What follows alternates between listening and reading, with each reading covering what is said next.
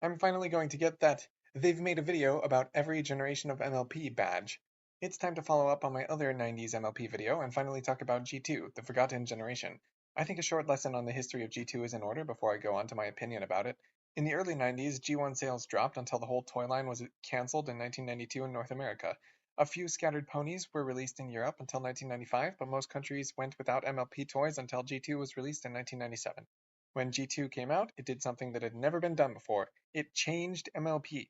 They looked different. In hindsight, it's easy to see that yes, MLP can change. But since this was the first time, fans were furious. I have a friend who was a fan of MLP when G2 came out, and they describe it as the most intense civil war in MLP history. Worse than bronies hating on the old gens, worse than the G4 versus G5 debate. In the midst of this controversy, G2 only made it about 2 years before being cancelled in North America.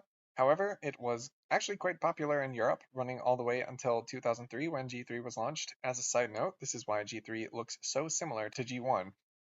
Probably because G2 didn't do well in North America, it never got an animated show. All we have is a relatively limited toy line, a computer game, and a scattering of comics and other merchandise. So what do I think of all this? G2 is probably my favorite line of MLP toys, with G3 as a close second. The base design is so pretty! Horses are pretty, and I've always wanted the little ponies to look more like real horses. G2 is the closest we get to that, besides the Dream Beauties from G1. They still maintain a healthy dose of cartoonishness, but they make it work. I love their gem eyes. Their symbols are done in a single color in contrast to other generations. I actually like the simplicity of it. I will say, like G1, their faces look funny from certain angles. G3 is the first gen, and maybe the only gen, to really get it right in terms of designing faces that look beautiful from any normal angle. They also have a lack of variety in poses. It's not that there aren't different poses, it's just that they're all kind of the same.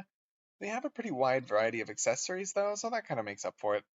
Like G3, there are certain color combinations that get overused. And seriously, how many ponies share Ivy's color scheme? It's especially troublesome when you get ponies whose colors don't really line up with their names. Who chose these colors for apple pie, for example?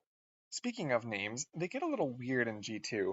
A lot of characters' names change partway through the line, and towards the end there are some ponies with really strange names, like Gardener, or even no name at all. I'm aware that a lot of these ponies were released in foreign languages, and I'm not really sure where the translations come from and if they're official or not, but Jardinier doesn't really make much sense either. The odd misfire aside, I think one strength of G2 is that, like all of the pre-G4 toy lines, there's a lot of emphasis on good toy design. Their names, cutie marks, colors, and back cards come together to create a character with personality and appeal. They really excel at designing ponies that have some extra visual flair without being over-designed. One point against G2 is that there are no Pegasi. I really think the line could have benefited from some. On the flip side, like G3, there's some really stunning Earth ponies. G4 had a problem with making Earth ponies boring. Not only were they incapable of any magic, unlike in G2, but most of them had really plain appearances and occupations. You couldn't get an Earth pony like Queen Sunsparkle or Golden Light in G4. One edge G2 has over G3 is that there are stallions. Not only do they exist, but they're just as pretty as the mares, and some of them have absolutely slayful designs that would be S tier regardless of gender. I'm not really a fan of the baby characters in G1 or G2. They're pretty indistinguishable from their parents a lot of the time, or from their twins for the many baby ponies that these early generations love to release. I don't think most of the babies have nearly as much personality as the adults do, and their lives really just aren't as interesting. The G2 babies do have a pretty cute build, but there's just not enough here for me to get invested in them. All the baby characters just blend in my head. One thing G2 has that G1 does not have is main characters. There are several characters who are particularly prominent in G2, receiving multiple releases and frequently showing up in the comics and other merch. Although they were never featured in a show, these characters do have established personalities that remain consistent, and I consider this to be a real strength of G2. I really don't like how characters from G1 basically never show up again, but from 2008 onwards, MLP had the problem of just re-releasing the same few characters over and over again, without attempting to make many of the side characters or producing many toy-only ponies. G2 in particular strikes a nice balance here, with a pretty well-defined set of main characters, but plenty of side characters and one-off designs to make them more collectible. As I mentioned, the characters often feature in the comics, which are pretty fun. Like the G1 comics, magic appears in all sorts of forms in these, including Earth Pony magic. They're a little more laid back than the frankly intense G1 comics. One character that particularly sticks out in the comics is Moonshadow, an aloof, nocturnal pony who seems to show a particular aptitude for magic and goes on a lot of memorable adventures. I haven't been able to make the computer game work, but I've seen some sprites from it, and they're adorable! It's convincing evidence that this art style absolutely deserved to be depicted in an animated series.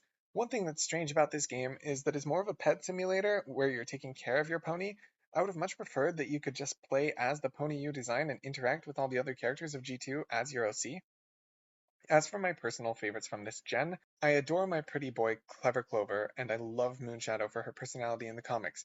I think my absolute favorite has to be Sunsparkle. She's one of the main characters, and she has an adventurous personality. I'm particularly enchanted with her release as Queen Sunsparkle.